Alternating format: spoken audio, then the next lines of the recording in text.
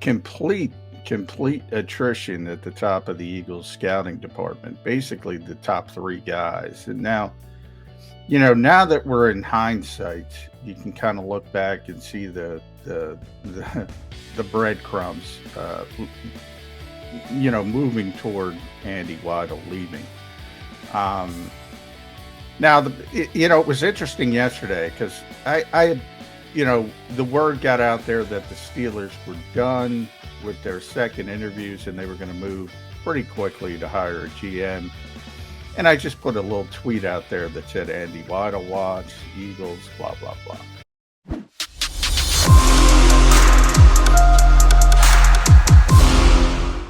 And good morning, football fans, specifically those of you who root for the Philadelphia Eagles. This is Birds 365 with McDonald, and McMullen, here to hang with you on a midweek Wednesday.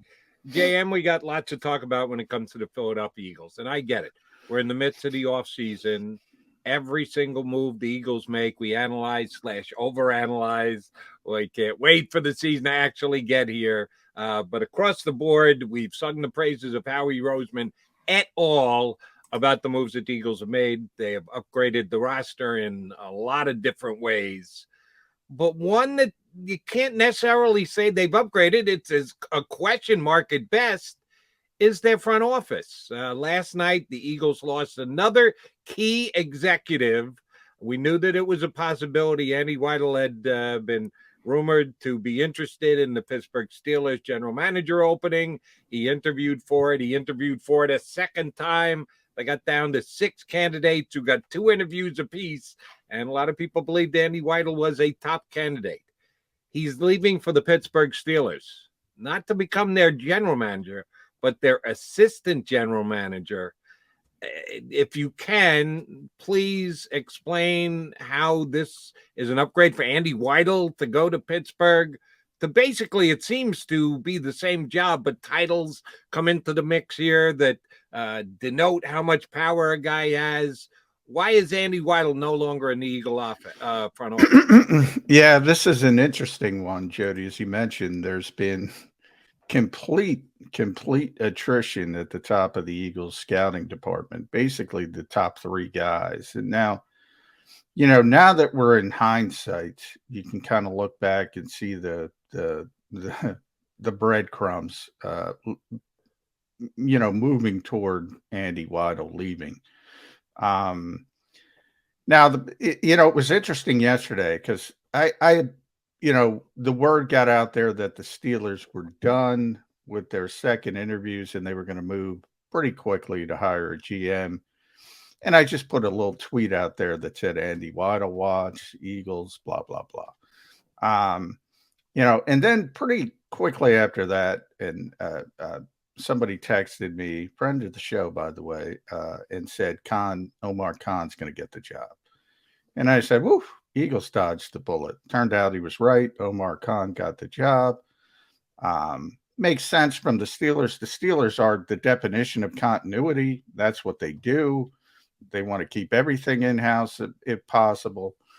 And they went with Omar. So that part made complete sense to me. And then all of a sudden, here comes, and Andy Weidl is going to be the assistant GM. And then you're like, well, I didn't even know they were looking for an assistant GM. I didn't know they were looking for first place and second place. Now, from the Steelers' perspective, it makes some sense in that Omar was mainly on the business side under Kevin Colbert. So maybe they're setting up sort of this two-pronged approach. You have the business guy, you have the scouting guy.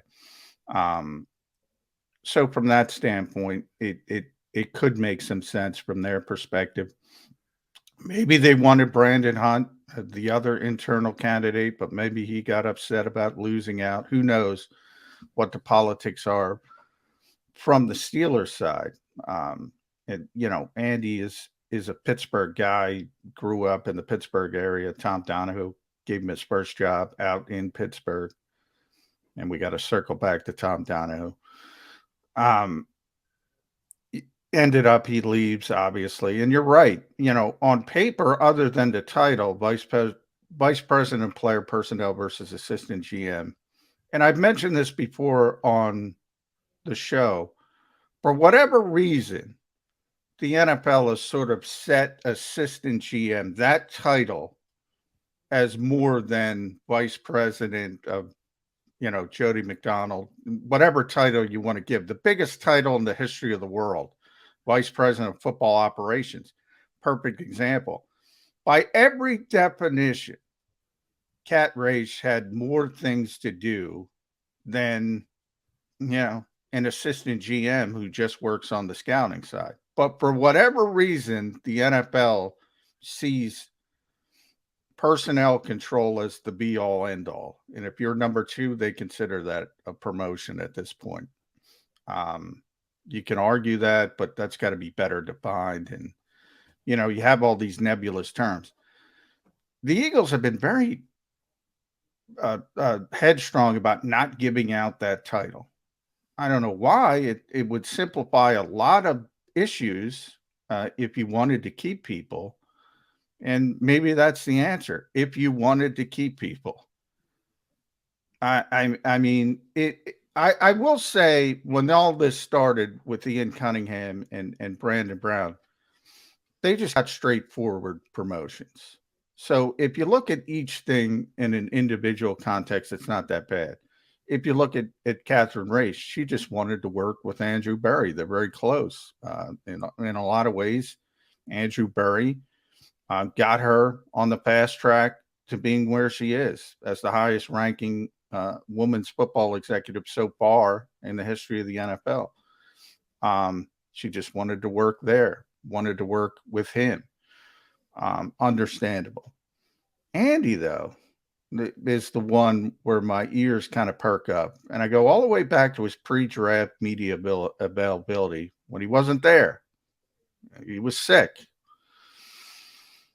Maybe he was sick. I mean, that's, sometimes Occam's razor applies. That's the simplest answer is usually the right one. And maybe he was. Maybe he's just under the weather. But knowing Andy Weidl, he's not going to miss that. And, from looking back, as I said, in hindsight, you essentially fire his younger brother. You essentially put his mentor out to pasture. And I mean, you were almost pushing him out the door. Right. That's what my next question was going to be here, John. Was there a job for Andy Weidl here to come back to? He was going to be from what Howie said in public and honestly behind the scenes as well. He'll be back if he doesn't get the Steelers job as the vice president of player personnel. Turns out the Steelers had 2 jobs. To me, it looks like if Andy had any other options, he was out the door. And the calendar worked against him, obviously, because all the other GM openings were full. Most of the scouting departments, there's some, you're going to see a whole wave of announcements around the league as this month comes to a close about scouts moving back and forth. So there's always movement, but movement becomes much more difficult the higher you get up in a scouting department. Andy's number 1 in Philadelphia scouting department. He'll be number 1 in Pittsburgh scouting department. But, those jobs are few and far between. So there was no guarantee he was going to get that type of offer. But if he was going to get any offer, he was leaving this organization. And we go all the way back. There's some kind of disconnect going on with Howie Roseman and Andy Weidl. And, Howie's had a great offseason. Great offseason. I've said it. You've said it. I think most people have said it. The unintended consequence of all that, love and whatever adjective you want to use to describe it, people slapping you on the back instead of kicking you in the what. Maybe we're getting a little bit back to Howie Roseman 1.0 versus Howie Roseman 2.0. We shall see who the Eagles determined to come in and fill the voids they have in their front office. They've lost 4 key executives, and as of right now, John, they haven't really hired anyone that you would say, all right, well, this person will fill this role in the hierarchy of the Philadelphia Eagles. Shoot, we don't even know what the hierarchy of the Philadelphia Phillies are. There are reports saying that they're going to change the structure as to the way they put their front office together. As you correctly pointed out, they, for their own reasons, seem reticent to give out the title of assistant general manager. I don't know if the next person who is the person under Howie Roseman is or isn't going to get that title. I don't know if the person that is brought in to replace Catherine Raich is going to get the same title she had. Titles are nice, and it's funny in the NFL, as you again pointed out, the NFL has their own way of looking at titles that they attribute to all 32 teams, but yet you could have a title and be responsible for something completely different on Team A than if you work for Team B. So it does get muddled and a little tough to understand. Here's one thing I don't think any of us have to work too hard to understand. Right now, the Eagles are a little undermanned and underwomaned. They're understaffed. They've lost some guys and gals who have been key contributors to them the last couple of years, haven't come close to replacing them. When do we expect that to happen? I know that right now in the NFL, it's not a time where you're desperate to have all your pieces in place. The draft has been had. Most of the key free agent signings. Yeah, I know there are still some free agents out there, and everyone's still looking for a safety, despite the fact that Jonathan Gannon spoke glowingly about the guys in his safety room as of right now, yesterday. And we'll get to that in just a couple of minutes. The major moves of the offseason have been made. The roster construction is at a point where it's at. You're not desperate for those to help Howie Roseman, but you also are very short-handed right now. When do you think we see some movement on this, John? Well, there's been movement already behind the scenes. The Eagles announce, I kind of told you the Eagles announce all these things at once. So once they get the whole department ratcheted down, they will announce it. Matt Russell, you've probably seen, is going to come back. Was here before. Longtime Broncos executive. Obviously, George Payton got that job last year, so tends to be turnover in different places. So he's going to come back in sort of that, supposedly that Tom Donahoe role as a senior executive. He's bringing along one scout. I was looking for his name. I'll look for it in the break. Charles Walls is coming in from Cleveland. The most interesting name to me was Morocco Brown, because the thought around the league, and you probably heard that name before, Colts executive who's gotten a number of GM jobs, GM interviews. The thought around the league, and this is one-sided, that he was going to get a high-ranking position with the Eagles, and for whatever reason, that kind of unraveled, and now he's not coming.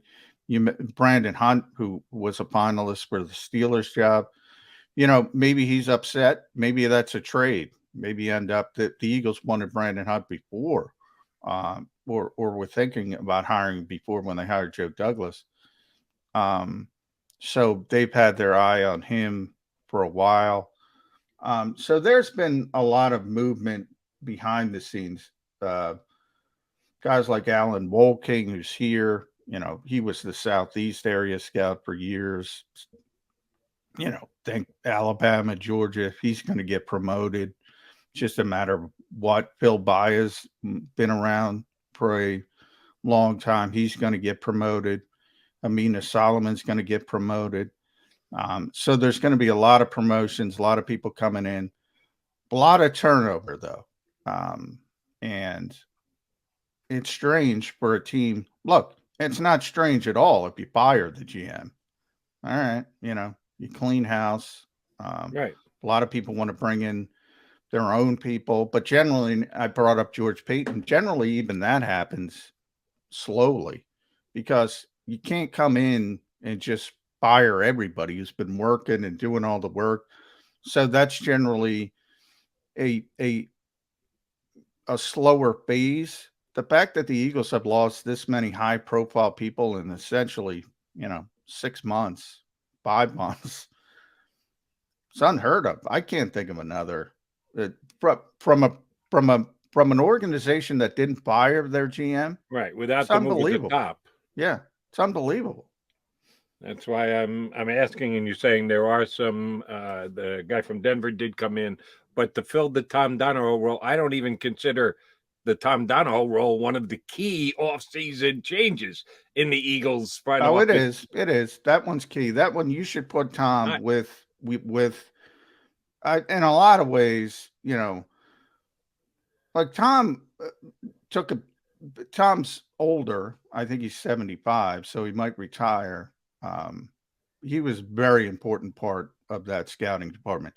And in fact, when Chip Kelly when Chip Kelly was fired, they were making the transition back. Tom ran the scouting department before they hired Joe Douglas. Excuse me. He was very, very important to everything the Eagles did. He just didn't want the day-to-day grind because of his age. Very important to decision making, and that was why I said it. Another tea leaf. Now, again, Occam's razor. Perhaps he is 75. Perhaps he just wanted to retire, and we'll see. Like Jim Schwartz retired. Now Jim's not that age, but remember when he retired, Jody. What was that retirement? Tom Brady like.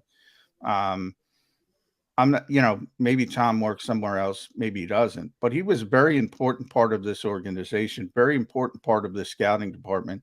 And more than that, he's Andy Weidel's mentor, man. That was his guy. And when you're pushing him out the door and you're pushing his younger brother out the door and you expect Andy Weidl to show up. John, which one is it? Did Tom Donahoe retire or was he pushed out the door? Well, hey, it's possible because of his age that he retired. If you're asking me, that's exactly what I'm doing. I'm asking you. You're selling me on both things happened with Tom Donahoe, and I got to believe one of the two happened. I think he was pushed out the door. And it goes, one of those things where you go back to the year prior, the Milton Williams pick. Everybody saw it. We were all saying at that time, all right, nice knowing you, Tom. Took a year. And they let his contract expire, but it ended up being nice knowing you, Tom. And that may have signified that Andy Weidl should be aggressive in his pursuit for a job, and looking for another job from another team. So the Eagles do have some questions. They're answering a lot of questions with guys who will be on the field for them this upcoming year with the moves that they've made as far as personnel goes. Who's going to be contributing to making those decisions going forward? Eagles still have some questions to answer. All right, we've got our first guest of the day lined up. When we come back, our buddy Jeff Kerr from CBSSports.com will jump aboard. We'll certainly talk birds with him and a couple other league meetings going on, things going on around the National Football League. We'll talk both of those things with Jeff Kerr at CBSSports.com with us next here on Birds 365.